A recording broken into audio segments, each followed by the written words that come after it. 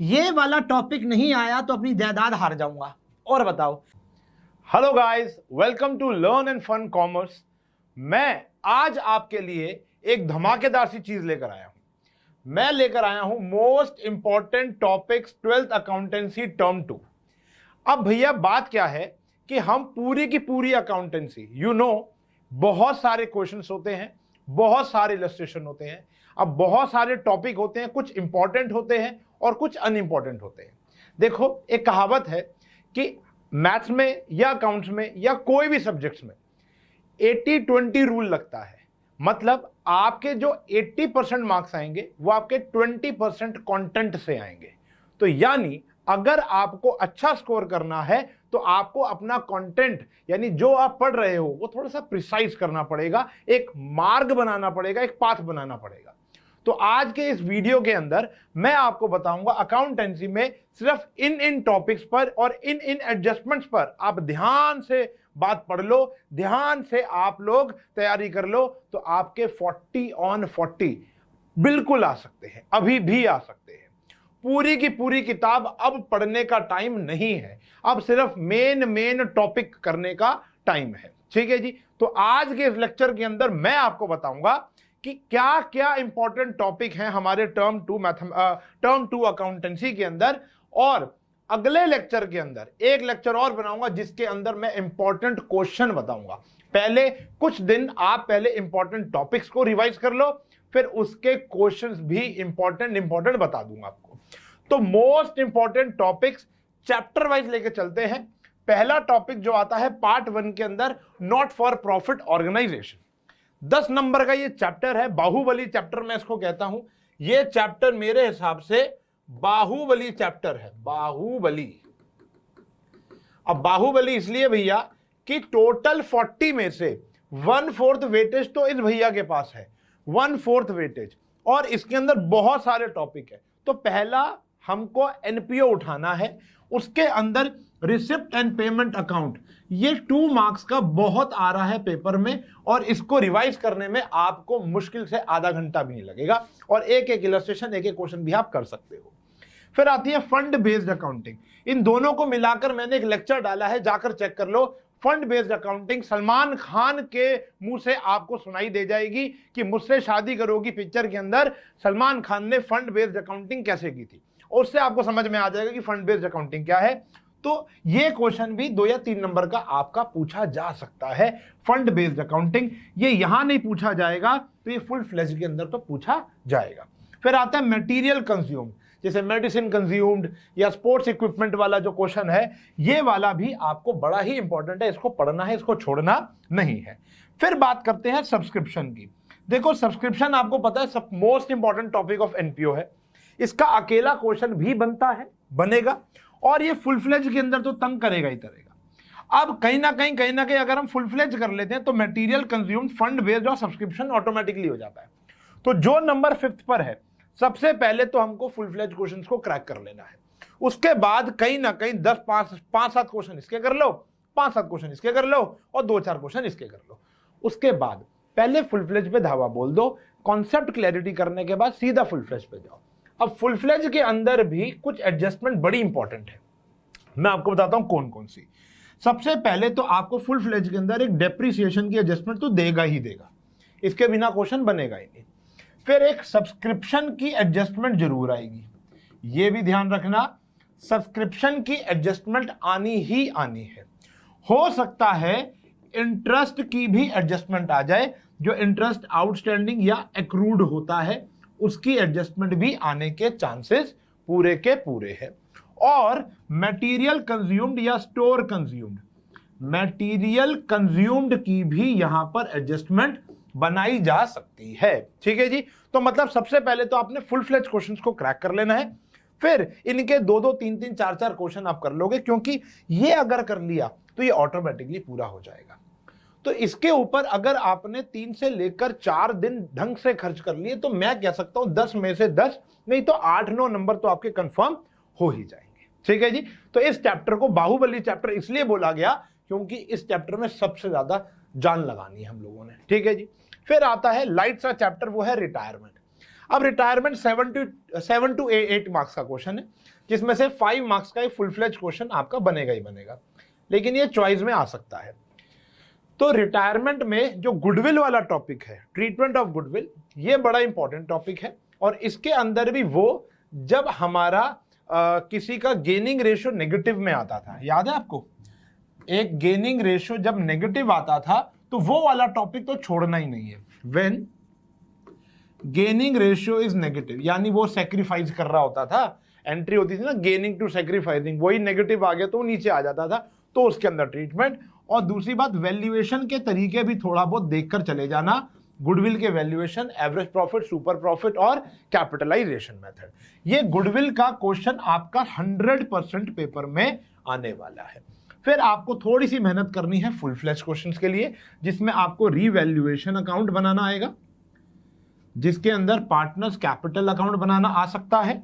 और इसके अंदर सबसे ज्यादा इंपॉर्टेंट जो चीज है कि पार्टनर का लोन अकाउंट नहीं आएगा, लेकिन पार्टनर को, जो रिटायरिंग पार्टनर है उसको आप कितना कैश दे रहे हो या कितना लोन में ट्रांसफर करोगे, ये वाली चीज आपको बड़ी अच्छे से देख कर जानी है।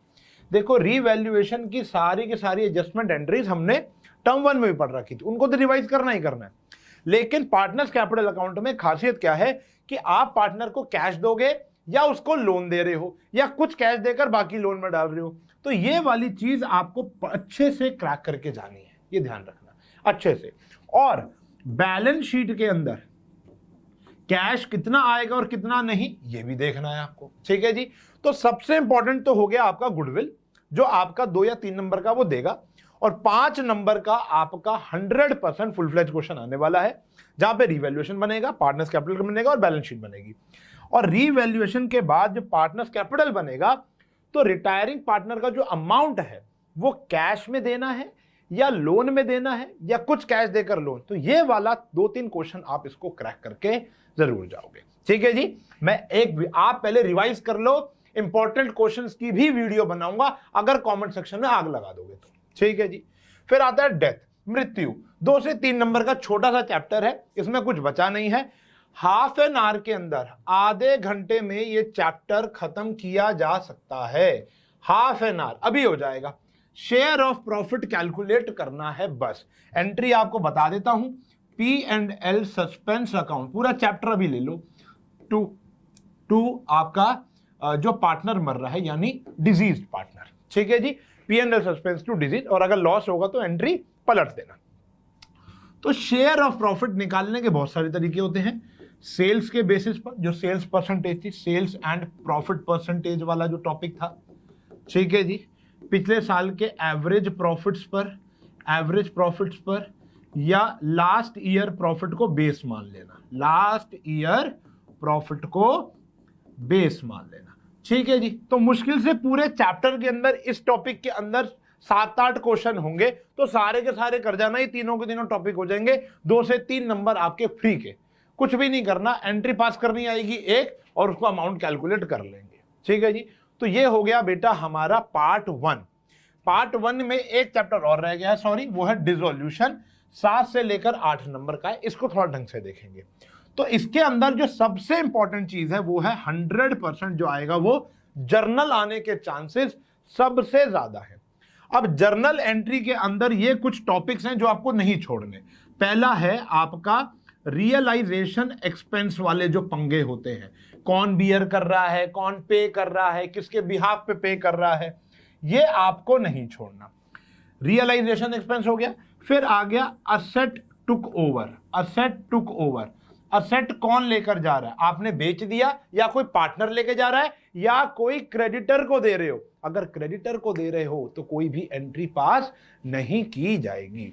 फिर आता है लोन, फिर आता है, एक तो होता है आउटसाइडर लोन। अब आउटसाइडर लोन बैंक भी हो सकता है या उसकी वाइफ भी हो सकती है। कभी कभी क्वेश्चन में कह रखा होता है कि पार्टनर अपनी वाइफ का लोन लेकर चला गया, तो अपनी वाइफ का लोन लेकर चला गया, उसकी एंट्री आपने बड़ी तरीके से देख लेनी है। और एक होता है पार्टनर्स लोन, कंट्रोवर्शियल है। पार्टनर का लोन का ट्रीटमेंट क्या होगा वो आपको आना चाहिए।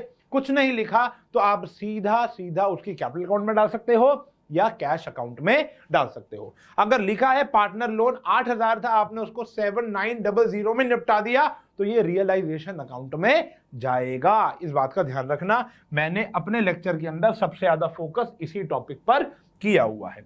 और एक टॉपिक और है, वो है जैसे 10% लेस देन बुक वैल्यू वाला, लेस देन बुक वैल्यू वाला जो टॉपिक है, एंट्रीज है, इसको नहीं छोड़ना कि स्टॉक जो है वो राम ले गया 10% less than the book value करके, ठीक है जी, और रिमेनिंग स्टॉक जो है वो आपने बेच दिया, तो कितने का स्टॉक लेकर गया ये आपको कैलकुलेट करना आना चाहिए।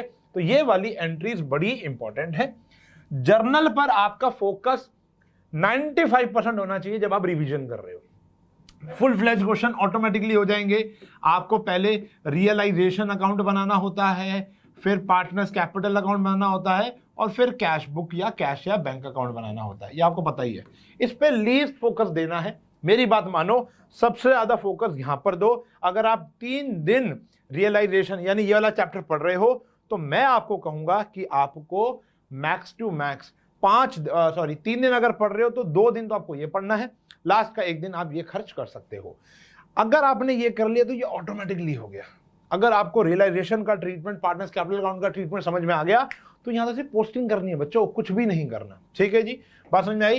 तो please focus on journal. Dissolution done, 7 to 8 marks done, ठीक है जी, ओके।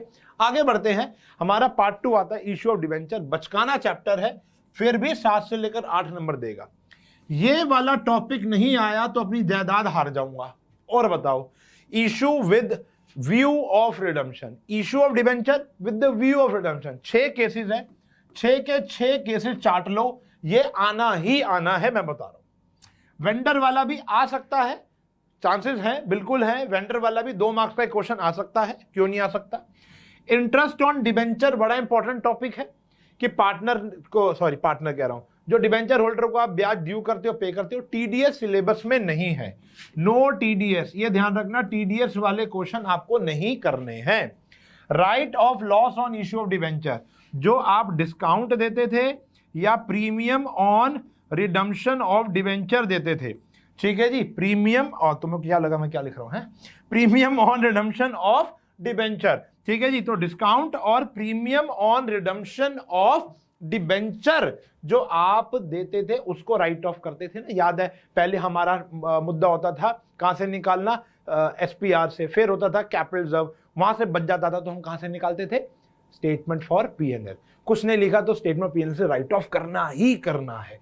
लास्ट में कोलेटरल सिक्योरिटीज, कोलेटरल सिक्योरिटी रखकर आप डिबेंचर इशू कर सकते हो।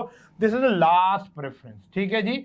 छोड़ के जाना चाहो कर सकते हो, लेकिन कोई भी चीज छोड़नी नहीं है। If we have time then why we are not doing it, ठीक है ना। टाइम है तो करेंगे, लेकिन प्रायोरिटी इसी पर रखेंगे। ये 6 केस तो आज ही चाट लेंगे, अमाउंट पे फोकस रखेंगे। इसके अंदर भी कंफ्यूजन होती है, कभी आपको टोटल डिबेंचर दिए होते हैं, कभी आपको टोटल अमाउंट दिया होता है, कभी बोलता है 40 लाख रुपए का डिबेंचर, कभी बोलता है 40 लाख डिबेंचर। तो रुपीस का साइन पे बड़ा फोकस करना है आपको, गॉट इट। चले, तो यहां पर आ गया, वेंडर वाला भी कर लेंगे, इंटरेस्ट ऑन डिबेंचर, और ये भी टॉपिक अच्छा है, 2-3 नंबर में आ सकता है, ठीक है जी। ये सारे छोटे छोटे टॉपिक है, कोई बड़ा क्वेश्चन नहीं आएगा। 2-3 नंबर के क्वेश्चन में 3 टॉपिक पूछ सकता है। तो ये चैप्टर बड़ा छोटा सा है, 1 या 2 दिन में इसको भी निपटाया जा सकता है। कॉमन साइज कंपैरेटिव, देखो मैं इसके लिए क्वेश्चन लिख कर आया, आपको कुछ नहीं करना। मेरा एक लेक्चर है, 15-20 मिनट का एक लेक्चर है, उसको आप जाकर देख लो। उसके अंदर मैंने 4 फॉर्मेट बताए हैं, चारों के चारों, all 4 formats, 2-2 question each, 2-2 questions क्या कर लो, ईच कर लो। मैंने आपको फिर भी कहा था कि जो कंपैरेटिव स्टेटमेंट्स है वो ज्यादा पलड़ा भारी होता है as compare to common size, लेकिन 4 फॉर्मेट, 4 और 8 क्वेश्चन, ये अगर हमने 2-2 क्वेश्चन ईच कर लिए तो आपके इसके ये गलत लिखा हुआ है, 7 to 8 मार्क्स नहीं है, ये 3 मार्क्स का एक क्वेश्चन आएगा। कितने का आएगा बेटा, 3 मार्क्स का कंफर्म्ड क्वेश्चन है, आएगा ही आएगा, 7 to 8 का नहीं है, 3 मार्क्स का क्वेश्चन है। और 2-2 मार्क्स ईच आपको यहां पर, 2-2 क्वेश्चन ईच आपको यहां पे कर लेने हैं, और आपका 3 मार्क्स कंफर्म्ड हो जाएगा। ऑल 4 फॉर्मेट्स को अच्छे से समझ लो। बैलेंस शीट वाले तो याद करने ही नहीं है, आपको याद करना है सिर्फ किसका, स्टेटमेंट्स का, इनकम स्टेटमेंट का, वो भी मैंने आपको बता दिया था। Income minus expense, profit before tax, tax minus करोगे प्रॉफिट आफ्टर टैक्स, परसेंटेज निकालने का तरीका कॉमन साइज और कंपैरेटिव नहीं देखा, प्लेलिस्ट पे जाकर वीडियो में देख लो, आपको पता चल जाएगा 20 मिनट में 3 नंबर कैसे प्राप्त करें। 20 मिनट में 3 नंबर, देखो मजाक है ना। चलो जी, फिर आता है कैश फ्लो स्टेटमेंट। सबसे ज्यादा मेहनत हमें यहां करनी है। देखो कैश फ्लो स्टेटमेंट का एक फुल फ्लेज्ड क्वेश्चन आएगा ही आएगा। ये आएगा बेटा 5 नंबर का, ठीक है जी। अब मैं इसके अंदर आपको बता देता हूं, as per CBSE sample papers और जो बच्चों की प्री बोर्ड्स हो रहे हैं, तो इसके अंदर ना 2 ही एडजस्टमेंट ज्यादा आ रही हैं। पहला जो आने की उम्मीद है वो है डेप्रीसिएशन। कोई भारी भरकम एडजस्टमेंट दिख नहीं रही है। बड़ा एडजस्टमेंट यानी पहले होता था 5-5, 6-6 एडजस्टमेंट दे देते थे, तो अब यहां पर डेप्रीसिएशन की एडजस्टमेंट आने की पूरी चांसेस है। उसके बाद इंटरेस्ट ऑन डिबेंचर या इन्वेस्टमेंट, इसके ऊपर भी आने की चांसेस है। फिर लास्ट में शायद टैक्स या डिविडेंड के ऊपर आपको एडजस्टमेंट दे सकता है, ठीक है जी। टैक्स या डिविडेंड, अब वो टैक्स पेड मेड वाला भी हो सकता है, वो रिफंड ऑफ टैक्स तो ऊपर ही आता है आपको पता है, और डिविडेंड या तो वो इक्विटी वाला देगा या इंटेरियम डिविडेंड की वो बात करेगा। तो ये वाली एडजस्टमेंट तो बड़ी इंपॉर्टेंट है, यानी कोई भी फिक्स्ड एसेट से रिलेटेड, खरीद बेच वाली, प्रॉफिट लॉस वाली, तो वो एडजस्टमेंट आपको पढ़नी ही पढ़नी है। कोई भी ऐसा क्वेश्चन ना करे प्रैक्टिस में जिसके अंदर बहुत सारी एडजस्टमेंट हो, ठीक है जी। हाँ, उसकी एडजस्टमेंट को आपने ग्रैस्प कर लेना है, गॉट इट। फिर आएगा बेटा, मैं आपको बता रहा हूं, एक 2 मार्क्स का क्वेश्चन। अब इसको करने के लिए मेहनत लगेगी। 2 मार्क्स का क्वेश्चन सिर्फ ऑपरेटिंग का हो सकता है, 2 मार्क्स का क्वेश्चन सिर्फ फाइनेंसिंग का हो सकता है, 2 मार्क्स का क्वेश्चन सिर्फ इन्वेस्टिंग का हो सकता है, ठीक है जी। तो ये छोटे छोटे क्वेश्चन होते हैं, इसके चांसेस भी है, क्योंकि ऑपरेटिंग एक्टिव, अच्छा यहां पर भी वो चाहे तो क्या कर सकता है, सिर्फ ऑपरेटिंग पूछ सकता है, और यहां पर वो चाहता है मतलब एडजस्टमेंट ज्यादा दे देगा और सिर्फ ऑपरेटिंग पूछ लेगा। चांसेस कम है, मुझे लगता नहीं ऐसा आएगा। मुझे लग रहा है कि फुल फ्लेज पूरा क्वेश्चन देगा और एडजस्टमेंट कम देगा। और यहां पर वो क्या पूछ लेगा, या तो फाइनेंसिंग या इन्वेस्टिंग का एक ट्रिकी क्वेश्चन पूछ लेगा, और उसके लिए आपको मेहनत करनी पड़ेगी, छोटे छोटे क्वेश्चन क्रैक करने पड़ेंगे। इसके इंपॉर्टेंट क्वेश्चन मैं अगली वीडियो में आपको लाकर दूंगा। तो इस प्रकार अगर आप ईच एंड एवरी टॉपिक को प्रिसाइसली पढ़ लें, तो मेरे हिसाब से 10 से लेकर 12 दिन के अंदर कितना टाइम डिवोट करना है ये भी बता देते हैं आपको। कितना टाइम एनपीओ के अंदर आपको सबसे ज्यादा टाइम देना पड़ेगा। अगर आप पर डे 2 आवर्स पढ़ रहे हो तो 2 आवर्स पढ़ रहे हो तो 4 आवर्स 4 डेज के अंदर ये टॉपिक कंप्लीट किया जा सकता है। 4 दिन के अंदर ये टॉपिक किया जा सकता है, क्योंकि ये वाले तीनों टॉपिक एक ही दिन में खत्म किए जा सकते हैं। फिर एक दिन हम ये पढ़ लेंगे और एक आध दिन मटेरियल कंटिन्यू सब्सक्रिप्शन। 4 दिन मोर देन दे दिए मैंने, बहुत ज्यादा दे दिया। फुल फ्लैश क्वेश्चन में अटक भी जाता है बच्चा, कोई बात नहीं, तो उसकी प्रैक्टिस करने के लिए 4 दिन ये हो गए। 4 दिन रिटायरमेंट का क्वेश्चन 1 दिन 2 घंटे में बैठाकर आराम से किया जा सकता है। तो 1 डे आप फिर भी कितने ले लो बेटा, 2 डेज ले लो। कितने दिन हो गए, 6 दिन हो गए। डेथ आधे घंटे में हो जाएगा, आधे घंटे में हो जाएगा। इसके साथ डिसोल्यूशन, मतलब अगर आप 2 डेज ले लो, 2 डेज के अंदर आपका डिसोल्यूशन भी हो जाएगा और डेथ भी हो जाएगा। ठीक है जी, कितने हो गए पार्ट 1 के अंदर, तो ये हो गया हमारा 4 2 6 और ये हो गया हमारा 2 8 8 कितने डेज हो गए, 8 दिन। एक डे के अंदर 8 और ये कितना हो गया 9 के बाद ये हो गया भैया 10, वैसे बहुत टाइम बचेगा 10, और इसके अंदर अगर आप 4 दिन भी लगा लो बेटा 10 और ये 14 डेज, तो भैया 14 दिन। ठीक है जी, 14 डेज में 40 ऑन 40 अप्रोक्सीमेटली 40/40, झूठे वादे नहीं करूंगा, 40 नहीं भी आए तो 35 प्लस नंबर तो आपके इजीली आ जाएंगे, ये टॉपिक अगर आपने ढंग से पढ़ लिया तो। ठीक है जी, ईच एंड एवरी चैप्टर में टीएस गरेवाल के बढ़िया इंपॉर्टेंट इलस्ट्रेशन और क्वेश्चन की वीडियो चाहते हो तो कमेंट बॉक्स में आग लगा दो, तभी मिलेगी वरना नहीं मिलेगी। ठीक है जी, और मैं ठोक के बजा के कह रहा हूं कि भैया उनमें से पेपर बनेगा ही बनेगा। एक्सपीरियंस है 16 साल का, 16 इयर्स का एक्सपीरियंस है जो ये कह रहा है कि आपको उसमें से पेपर आएगा ही आएगा। ये लिख कर देता हूं कोरे कागज पर। ठीक है जी, तो आज ही बैठकर ये सारे टॉपिक ढंग से पढ़ना शुरू कर दो, टाइम टेबल बना दो। उल्टी गिनती चालू हो चुकी है। अप्रैल के अंदर आपने अपने सारे टॉपिक क्रिस्टल क्लियर कर देने हैं। उसके बाद ईच एंड एवरी चैप्टर के इंपॉर्टेंट क्वेश्चन मैं तुमको दे दूंगा, वो बनाकर चले जाना, डाउट में से पूछ लेना, और आपके 40 में से 40 नहीं तो 35 प्लस आने से कोई भी नहीं रोक सकता। ओके, तो मिलते हैं नेक्स्ट लेक्चर में। Bye bye.